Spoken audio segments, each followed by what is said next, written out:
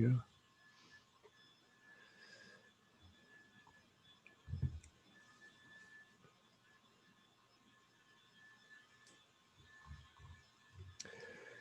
Hey guys, this is Adam Carswell, and today I'm joined by PFischer. Peter is a partner in real estate and corporate groups at Sklar Kirsh. He was born in New York City, but grew up in Ridgefield, Connecticut, went to Union College in Schenectady, New York. I hope I said that one right. Lived in Japan for 2 years, which that was a new one for me. I had no idea he was Mr. International, and then went to law school in Washington, D.C. at American University, and now is on the other side of North America, living in L.A., Venice. Quite a background there already. Peter, thank you for joining us here on the show. And do you have any opening remarks for my listeners? I am excited to be here, Adam. Thank you very much for having me. You are in Newfoundland. I am in Venice Beach, California.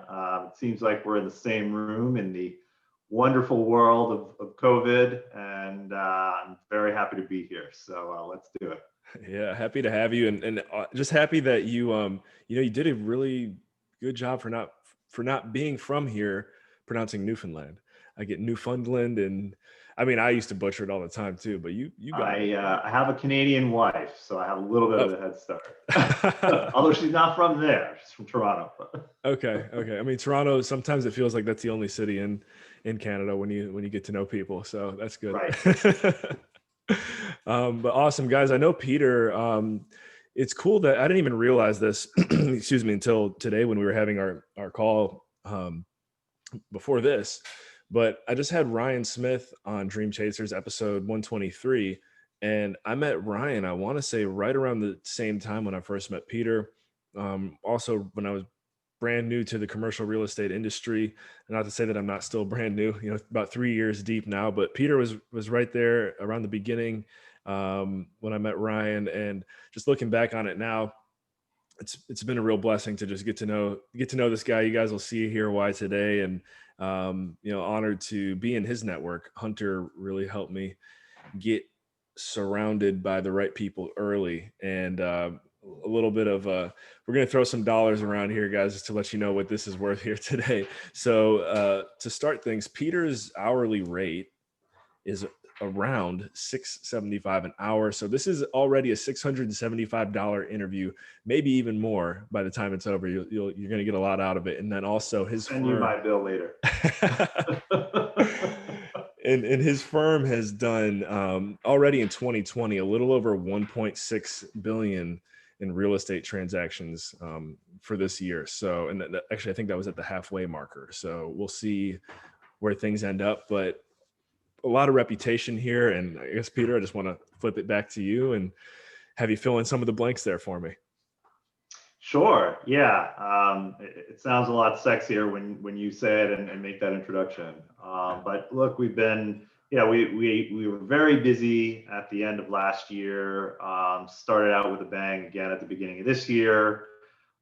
Things did, at the beginning of the pandemic, things did take a dip. But really since June, sort of the middle of June, we've been, firing on all cylinders again. And given the sort of environment that we're in, we've ramped up again on the sort of closing, the acquisitions and the deal flow. But there's also lots of workouts, loan modifications, leasing issues, all the bankruptcies. We've added 3 people in our bankruptcy group. So it's, we're very blessed. I know a lot of people are not, faring so well. We have a lot of restaurant and hotel clients, obviously, who are not in that same position. But we are very blessed, and really the firm is doing very well. Love it. And we're gonna dive into some of the details here based on already what you just mentioned there. And guys, actually, hold on one second. My puppy is making noise, guys. Of course, once we hit record, that happens. Luca, come here.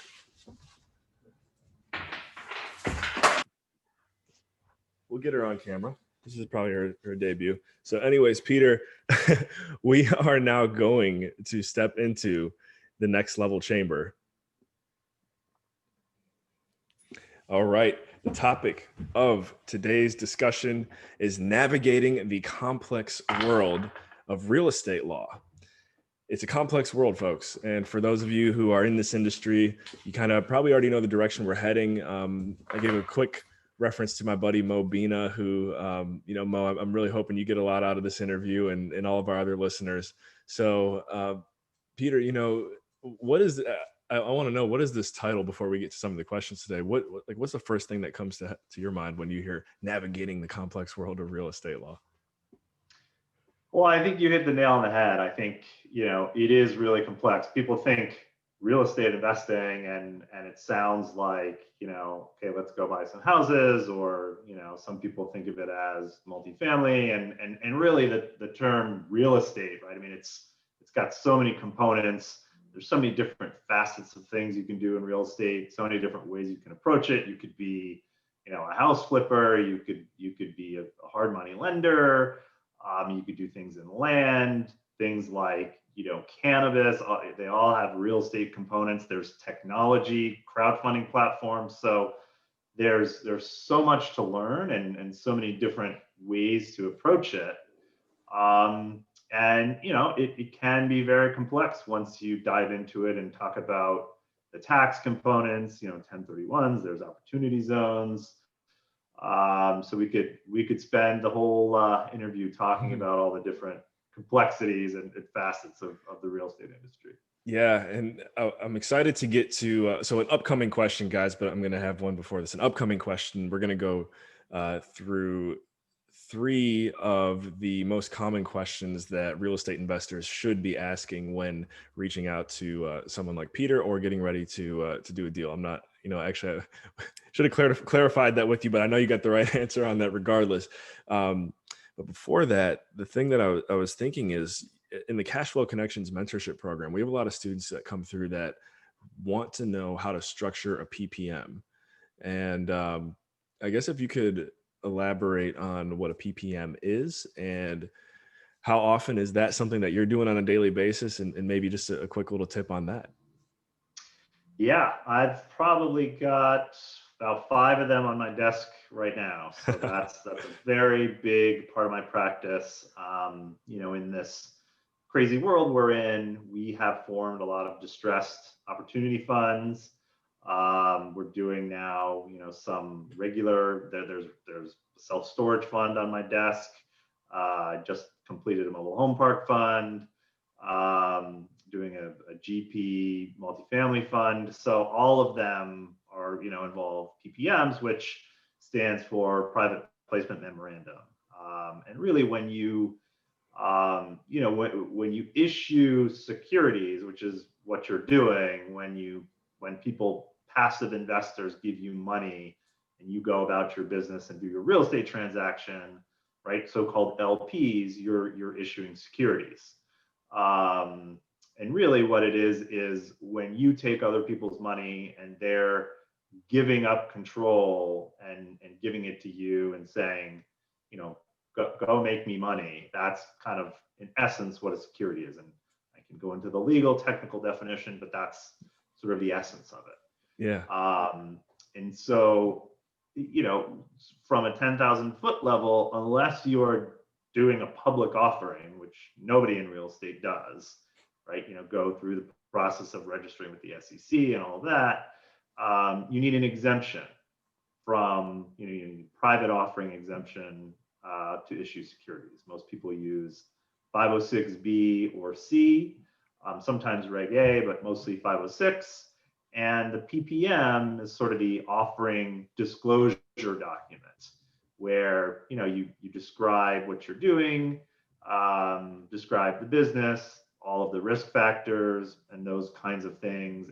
And then you would have a subscription agreement where the investors sign up to your deal, and an operating agreement or partnership agreement which governs the sort of syndication vehicle. I like it. All right. So I already jotted down another question about PPMs that now we're going to circle back to that one, go back to what I mentioned before, just so we can get this really just like working on the fundamentals here, Peter. So if someone were to ask you, what are the three questions?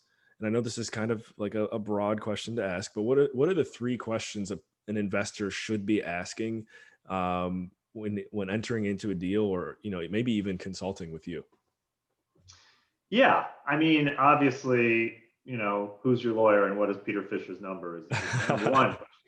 I mean, look, to be honest, it's really not about like who your lawyer is or what your documents say at the outset. I would say, I not to talk myself out of any business or anything, but really, I think that the individual, the investor, the person, you need to figure out what you want, right? Like, what does success mean to you? What are you? Are you a cash flow investor? Are you, what's your risk profile? What are you? What are you hoping? What's your goal? What are you hoping to get out of this deal or your real estate portfolio or insert whatever it is, right? So it starts with figuring out sort of your goals and your investor profile.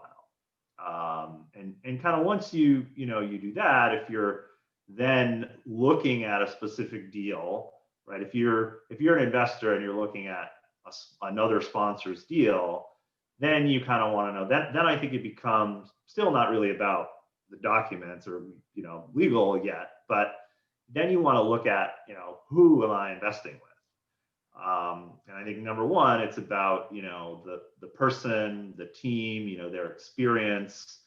Even again before looking at the deal, right? I mean, there are some sponsors and some people I know that almost know. Hunter obviously is one. The Summit Equities. There's other sponsors who, no matter what they put together, you'd be interested in it because of that person. And then there are other people who probably a lot of us know in the community and who have a not so great reputation and their reporting has been off, or so doing your diligence on the sponsor, a partner, whatever that other person or persons, or a lender, right? And then I think you can get into the deal points. So if it's someone else's deal, you want to know, how can I lose money in this deal? I think, is because what's worse than doing no deal is doing a bad deal, Mm-hmm. right? So, then you can get into sort of the more, what's the waterfall, kind of like the deal components.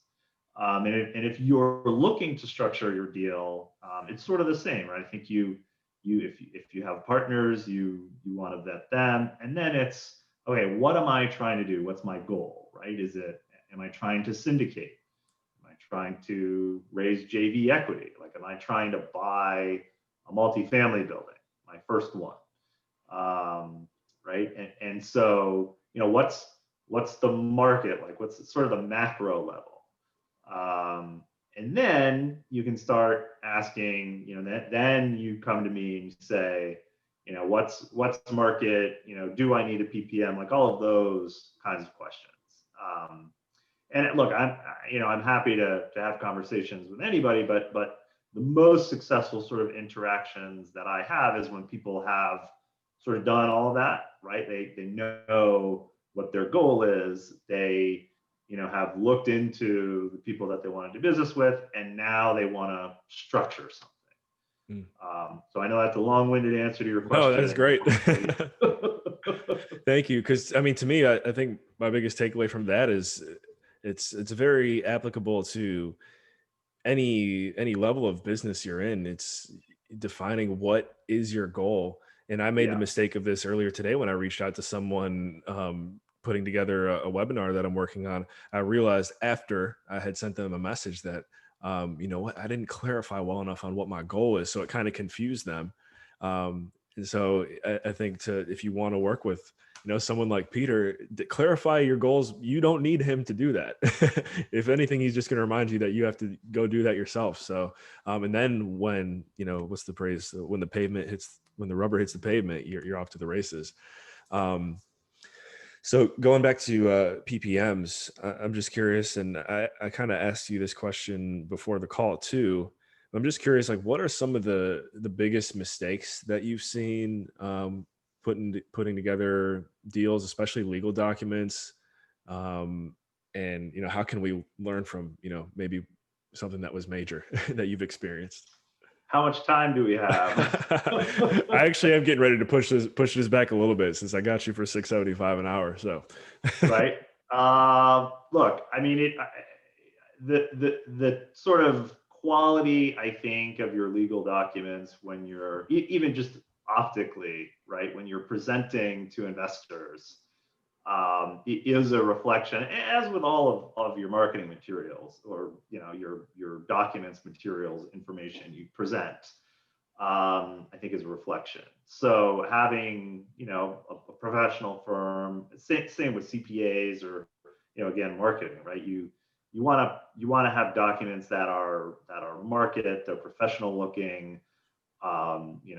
They're internally consistent, they make sense. So once you have that, one of the biggest things I would say is not knowing what the market is, right? I mean, you legally, right, you could have a 70% promote in a deal. I mean, but that's just not, there's no real estate deal where the split is, I mean, not that I've seen, that the split is 70% to the sponsor, right? I mean, so there are certain things, you want to know the market, you want to understand, and I think especially if you're a first-time sponsor, you want to be sort of richer than the market, or at least market, right? You don't want to put out your first deal and try to put in a bunch of excessive fees, or, I mean, unless you're, trying to raise money for one deal and then not have sort of repeat investors. And I think another important thing is the disclosures that you're making, right? You wanna be transparent with your investors. You want to be available for questions. You want to be open. You don't want to hide the ball. And so we can go into specifics on drafting mistakes. But I think it's really important to understand the market, understand the package of documents. I've had clients recently say, "Oh, this is just a private syndication I'm doing with a bunch of investors, so I don't need a PPM." I'm like, "Well, what? You just said you're doing a syndication, so I mean, and maybe it'll be fine, right? If you don't have the right documentation, you don't do your securities filings or what have you. But that's technically not the way you're supposed to do things, right? So cool. So want to double click on this one. You said drafting mistakes. Is there a lesson to be learned here that you could share with us on that topic? Yeah, I mean, there's all kinds of things that go into drafting, and like, for example, when you're doing a PPM, that has to be the provisions in your PPM have to be the same, right? Your waterfall description in the PPM has to be the same as your waterfall description in your operating agreement. So you can't just pull some stock PPM, and change the names and fill in the blanks.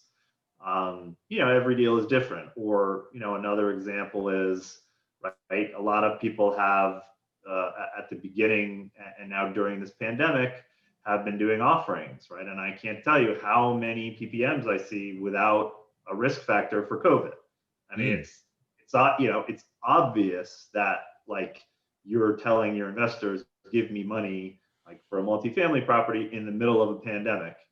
You should say there's a risk that the pandemic will get worse, or that the principals will get COVID. I mean, so it's you gotta sort of focus and understand the specifics for your deal and understand. I mean, another example, I think one of your questions was, what's a major mistake, or a major issue that has come up on one of your deals. Right. Um, we had I think it was 2 years ago when everything was high flying, right? We did like a $95 million hotel portfolio deal. Wow. And everybody, all the lenders were falling all over themselves to give this company money. Business was booming. These hotels were spread out across the country. Everything was going great. We're structuring the documents, and the lender said, okay, we're going to take mortgages on all of these properties, as you might expect, as a regular lender does. But we also want a pledge of equity on all of these, on all the individual LCs that own the hotels. And we kind of said, well, that's not really something a senior lender typically gets. That's more like a mezz lender, a bridge lender, a hard money lender. And they said, no, this is just something we need. And our client was like, everything will be fine. That's just whatever, give it to them. We're getting, I don't know, whatever, 75 million, $80 million loan. These hotels are all going great, in New Orleans, Florida, this, that, and the other thing. I think one was in New York City. We told the client, I said, look, this is not typical. Don't worry about it. Don't worry about it. So, okay. Well, guess what? Nobody expected there to be a pandemic, and all the hotels, the portfolio went down 80%. Wow. They couldn't make the mortgage payments, and the lender came knocking, and the client was like, okay, phew, all these places have, foreclosure and eviction moratoriums. And I said, well, yeah, but they don't have moratoriums on foreclosing on equity. What do you mean? Oh, there's an equity pledge. What do you mean? So you never anticipate a black swan event or something that's going to happen, but you just, you need to be aware of these provisions and things like that, and boilerplate, right? Right. Arbitration provisions. They're not throwaways. So I think, and I could go on and on about, drafting mistakes or things, indemnity provisions that people don't think are important. In that same deal, we had, our client was the equity investors, and we had pushed for certain rights, major decisions and sort of override rights for our client, which was very good because they needed to take certain steps that, the operator didn't want them to. So, you sort of really just need to understand what's in your documentation and not pull a form off a shelf, or, like one of my being in the corporate real estate groups, I sit sort of in the middle. Like, I understand the security side and I understand the real estate side. Mm-hmm. So if you're doing a syndication, you can't just go to your sole practitioner, real estate leasing guy. There's a lot, like sort of the title you said, right? There's a lot of complexities. Yeah. There we go. Exactly. Well, thank you. Tie it back all together. Well done. You must have gone to law school or something. That was good. I know. Okay, so yeah, I do want to start winding it down here, but that was a fantastic example. Thank you. I think that gives us a flavor for, what we're talking about today, navigating these complexities. I want to know, though, real quick, as far as doing your due diligence on the attorney that you want to work with. We'll say obviously you're number one, but when looking for a number two, like, what are some basic tips so that way our listeners can reverse engineer their experience and get the right guy or lady? Yeah, I think, look, there's a lot of people that do what I do and that are very good lawyers. I think, again, I think it all starts with your goals and your vetting, right? So if you wanted to find a lawyer to do a real estate syndication, You should go talk to some people in your network who have done real estate syndications and ask them who their lawyer was and what their experience was. You could probably find, industry groups or something, and you can find good quality syndication lawyers who know what they're doing. But you want to find the right personality fit. I think you want to find a lawyer who's not just going to be a lawyer and put your documents together and say, here's your set of offering documents. We try to understand the client. We have a lot of equity and lending clients, and if it makes sense and somebody on the other side might be interested in taking a look at that deal. We don't make a business obviously out of matchmaking, but we always try to offer an introduction, or hey, you're doing this opportunity zone deal, you really need a CPA who understands this stuff, let me introduce you. Or even just I think being with an attorney or a firm that thinks of themselves in an entrepreneurial way and as connectors. I've had people call me and just say, hey, I need a divorce attorney because they know that I have an extensive network, and that has nothing to do with hiring me to draft their offering documents, but I'm happy to do it, and it's just karma, right? And so I think by being more, it's sort of like being a consigliere, right? Like being a connector, being sort of a go-to person, even when somebody doesn't have a direct legal question, that just sort of, it's the law of attraction. And I do the same with other people.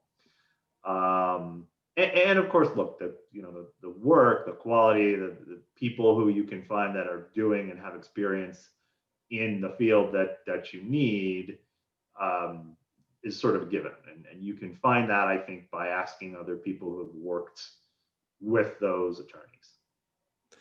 There you go. It's the simple practice of, well, I had someone on the show recently use this phrase, and I love it. Might have to steal this quote for myself, but real estate is a game or an industry of collecting people that you like, know, and trust, and holding on to them. So that's true. Very true. There you go. So we're going to be holding on to Peter here, thankfully. Great having him with us. Peter, to close this one out, can you give a shout out to someone that you've never given a shout out to before? I can. When were first when we first started and you were posing this question, I was like, what, who, what? And then as we were talking about, the sort of drafting issues and tying your documents together, and you said, you must have gone to law school or something, and it triggered for me. Actually, this was in college. I had a professor. Was it in college? I think it was in college. When I was a freshman in college, or maybe I was a sophomore, I had a professor named Byron Nichols, who really, you'd turn in an essay and he would rip it to shreds, and you'd be like, I'm never going to be able to write anything. But he really taught me how to write and how to have a paragraph with an opening sentence, and then, things that tied back to that opening sentence and chapters. And so I don't think I've talked to him since college, and I don't even know if he's still teaching, but I've certainly never given him a shout out.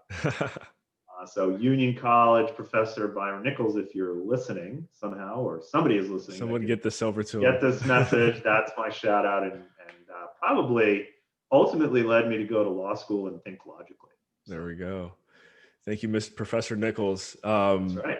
Yeah, it's funny how the teachers that were the toughest on us, it was either the toughest ones or the nicest ones are the most memorable. If you're in between and you're a teacher, figure out what you want to be, giving out candy every day or ripping papers to shreds. That's right. And yeah, that's a great takeaway. So I'm going to try and think of, that's what I was going to say. I know it reminded me, you triggered me of coaching little kids in basketball at basketball camps. You always remember the one kid that just drove you crazy more than the other ones. So I'm not encouraging anyone out there to be the bad kid, but just remember, if you are the bad kid, you will stand out. Anyways, guys, thank you so much for joining us here today on Dream Chasers. We're joined by Peter Fischer. And you know what, Peter, before we get out of here, what if you could give out one single best way for anyone tuned in right now to follow up and get in touch with you? What would that one way be? The best way is to email me at PFischer, that's Fisher with a C, Fischer, at sklarkirsh.com. It's sklarkirsh.com. That is probably the best and quickest way to get a hold of me. You can also go to our website and check out my bio. And the firm, we do a lot of other things. It's easier to say what we don't do. We don't do criminal, we don't do trust and estates, and we don't do divorce. But we have a litigation department. We have a very strong corporate and real estate department, a general litigation department, and as I said at the outset, a growing bankruptcy practice, although hopefully you won't need to call those folks. But Yeah. All right. Well, thank you so much for investing your time. thank you for having me. Oh yeah, it's been fun. And like I don't know if we said this, maybe we said this at the beginning. We did. We went coast to coast today, guys, of North America. So thank you for joining us on this episode of Dream Chasers Interviews with the Future. We will catch you in the next episode. Remember, in all you think, say, and do, take it to the next level.